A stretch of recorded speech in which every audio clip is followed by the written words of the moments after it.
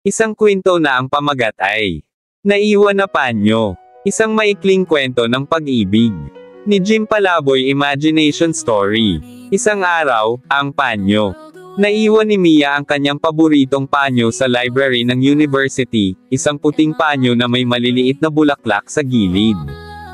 Hindi niya alam na ang panyong iyon ang magiging dahilan upang magtagpo ang kanilang landas.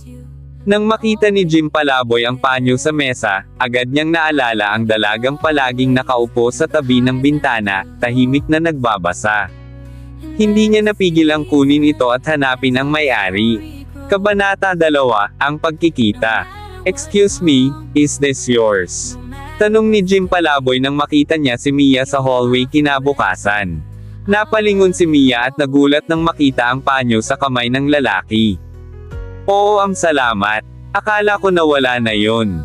Sabi niya habang iniabot ang panyo. Mia, sagot naman niya, na may ngiti. Kabanata 3, ang simula. Mula noon, palagi na silang nagkikita sa library. Una, mga kwento tungkol sa kanilang mga libro. Pagkatapos, tungkol sa kanilang mga pangarap. At isang araw, napagtanto nilang hindi lang panyo ang naiwan sa kanila, kundi ang isa't isa sa kanilang puso.